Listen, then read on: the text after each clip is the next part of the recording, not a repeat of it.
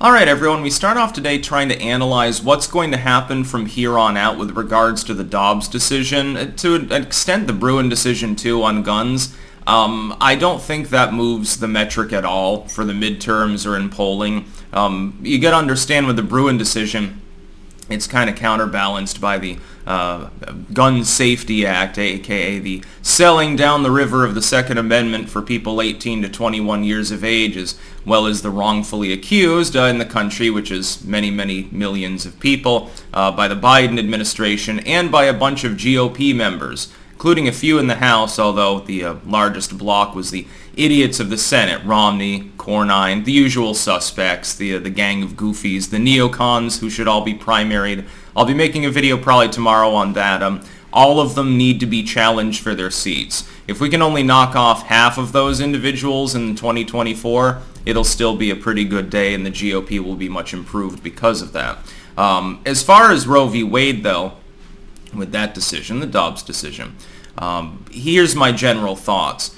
Many months ago, when it first got put on the docket, yes, they're going to make a final decision on the Roe v. Wade issue, or punt, as Roberts wanted to do, concurring in a 6-3 with the majority decision, but effectively opining he wouldn't have overthrown Roe v. Wade. He just wanted to uphold Dobbs, which would have been a shit show. Hey, you can make whatever arbitrary limit on abortion you want, so Roe v. Wade is still there. It has to be legal, but you can basically make it illegal, and there's nothing you can do about it. That would have been, by the way, worse than just overturning Roe v. Wade, because you wouldn't be forcing the decision back to the states and saying, okay, you guys figure it out for yourselves. So you would maintain that confusion that's existed technically for 50 years. I would point out, as a preface to this, that the left challenging that decision in the first place with a largely conservative Supreme Court was a huge tactical blunder, and they should have known better. I think that some leftists wanted to force the issue too, specifically because of the midterms. When I first weighed in, I said it would be crazy for the Republicans to really press this issue. They should hope it gets upheld, because it's going to effectively flip the midterms in the Democrats' favor. Probably they still lose their House majority, but you get denied a red wave. In fact, because of the vulnerability of certain Senate seats, you could see the Democrats actually have a real majority in the Senate. Again, with the American Safety Act, or whatever the hell it was called, it shows that it doesn't really matter if the Republicans hold the Senate, because they're certainly not going to hold the line on some meaningful issues. The problem is, and we have to wait for some new polling, of course. There's a lag in polling. We won't get any post-Roe results for some days now. Later this week, we might get a couple. Polling firms probably will rush out new numbers to gauge the public's reaction to this. You have Democrats behind by 3.5 points in the generic. That's considerable. And that's number one. You have Biden collapsing in polling, number two. Again, that might get affected by the anti-gun proposals. Some parts of that proposal were fairly popular, mental health, etc. I hate to say it, but the majority of the population has been conned into thinking red flag laws in general are a good idea. That's because the public doesn't understand how red flag laws work and is completely ignorant about the right to trial, the right to cross-examine, the right to not be immediately considered guilty and preemptively punished by a system, and then never actually get your guns back, even if you can show the court you're not a threat to anybody. It's a completely arbitrary process that makes no sense. Sort of like the FISA system now, really, when you think about it. However, a lot has changed since Dobbs first hit the docket. We didn't have near double-digit inflation. There was no massive gas price hikes. Yes, the gas prices had considerably gone up since Biden took office, wink wink, but it wasn't nearly as bad as it is now. You didn't have the war in Ukraine and the warmongering that's going on, the arms sales, giving $40 billion there. You didn't have Afghanistan, the collapse of that country. A lot has changed since the Dobbs thing first hit the docket. My thought is that the prevailing wisdom is probably right. It's the economy, stupid. Really, at the end of the day, abortion is believed in strongly or not believed in by a large proportion of the population. The 20% of people that want it to be outright banned are happy right now. So if anything, they're more likely to vote for the Republicans in the midterms with much more enthusiasm, as well as with Bruin. There is an overlap there. Their turnout is likely to be higher. The roughly 30% that want unlimited abortions, their turnout will be higher. Where are these people most likely located? They're in areas where the seats are safe to begin with. They're in rural areas. They're going to vote overwhelmingly Republican. That turnout will be higher. Huzzah! The Democrats aren't going to be challenging 9 out of 10 of those seats. There's no reason to. Inner city liberal types, which almost universally want unrestricted access to abortion, will end up with higher turnout. The local group of college kids with pink hair will turn out in higher numbers than usual. But the district they'll be participating in voting for is already far blue. It's AOC's district or something. The swing districts are more balanced. What the opinion on abortion generally is this. This is the general majority sentiment in the U.S. public. It should be legal, but it should not be used in a wanton manner, and there should be restrictions on it. A lot of Americans seem to think about a 12-week limit with exceptions for rape, incest, and mother's life in danger is the right way to go. By the way, I would point out something else that's barely being mentioned right now. The United States under Roe, most states had abortion access that was more expansive than what's here in Western Europe.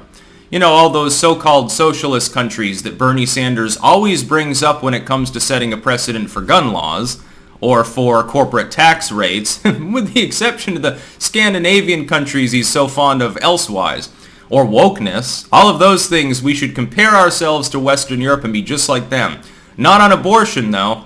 By God, 12 weeks and a few other non-limitations? Well, that's draconian. You want women to die. Well, it's the way of most of the civilized, developed world. Really, most of the states appear to be moving in that direction. When we talk about abortion being banned, it's just as much a counterbalance in my mind as states that are proposing that abortion should be completely unrestricted. And the fact is that the issue was also pushed by Northam and people like that proposing unrestricted abortion access. The majority of the U.S. public does not believe in third trimester elective abortion. They don't have a problem in general with first trimester elective abortion. They don't have a problem with abortion in the case where a woman's going to die or have organ damage or something, or she's been raped, which is difficult to prove, but it's possible. Those things are believed in by a supermajority of Americans, but a vast supermajority was very uncomfortable with the Virginia decision. It's very uncomfortable with the access that's been granted under Roe, and in some cases now still perpetuated in certain states that they feel is excessive. In some states you have 20 weeks. In some states you have 16. In some it's 12. Some now it's 8. A few states have effectively banned abortion. Missouri is one of them now. Banned as in without a case where the woman's going to die otherwise. While I feel certainly, as a pro-choice individual, I don't agree with limiting abortion rights that much. I think the state should be absent, especially within the first trimester. There's some genetic problem with the kid. Iceland has eliminated Down syndrome. I'm failing to see the problem here. But having states that are going way off in the other direction it has rankled people. The Democrats, by the way, way overstretched as usual on this issue. And this is why I don't think that it necessarily plays a huge impact in the midterms, other than potentially harming the Democrats. I'll tell you why. Like with everything else, they will now overstretch. Roe is gone. They've got the bully pulpit at the moment.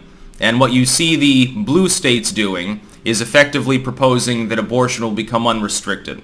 They want to use taxpayer money to bust people in to have abortions, etc., etc., etc. They're overstretching. While they could have said, hey, we want basic access to abortion for rape and if a woman's life is in danger, up to 12 weeks elective and stuff, something that most people would agree upon, they've taken it and gone way far beyond that to the realm of near post-birth abortions. They could have just said, hey, look at these evil red states full of primitives. They're effectively banning abortion. They're extreme. We're not providing any extreme abortionism argument here. We're just saying that it should be safe and legal. We're hoping that it's, with contraception and shit, we're hoping that it's not so common. They could have taken up that line, which most Americans agreed with. But they chose not to do that. They all sound like Ralph Northam now. Oh my God, I expect maybe they'll have mandatory abortions or something like that. So I think that for every vote lost by the GOP to someone who's on the fence about the issue and leans in the direction of wanting it legal, based on other states than their own, generally speaking, banning the procedure, I think that they gain a vote that the Democrats lost because they go full Northam mode, and there are also people who say, hey, wait, I agree with it being legal, but you're talking about third trimester abortions. You're talking about aborting something that is completely viable. At that point of viability, the majority of Americans do believe that it is a human life with sovereignty, sentience, and that if you don't want it, you should get a C-section and it should go up for adoption. Again, sad situation, drains taxpayer coffers, I would add, for all of the conservatives out there, but preferable to, arguably, committing murder. That is the general consensus of the American public. The other part is all of the other issues that we've got on the table. Our weight is more important than this. Abortion is a major issue to many people. I don't think it's as major as the ability to put food on the table. At the end of the day, people are still, in my opinion, by the midterms, we're probably in a recession by then. The economic news will come in every month, and while the Democrats will attempt to make abortion a main issue, the Republicans will too among their constituents. This is also why Trump became the presumptive 24 nominee with the Dobbs and Bruen decisions. Evangelical voters love this. They're all praising him for his Supreme Court appointees. The Democrats, meanwhile, are using it to fundraise. Nancy Pelosi put out a mailer literally the other day on this. Well, I never needed you as much as now. Can you chip in $15 to help re-elect me? We really need the help because, the DNC is basically bankrupt right now. The Democrats are making a series of strategic blunders that are preventing them, in my opinion, from fully gaining the impact of the decision on their behalf, in their favor. The Republicans are doing a better job of messaging, even if it's to a minority of the public. Keep in mind that's what you need if you have that high turnout, which you're likely to have for economic purposes. It's not really going to make a difference. I would be more skeptical now than I was many months ago that this will play a major role in the midterms. A minor role, yes, but the thing is it mainly impacts areas where the seat is 90% of the time effectively predetermined. That's about all. Peace out.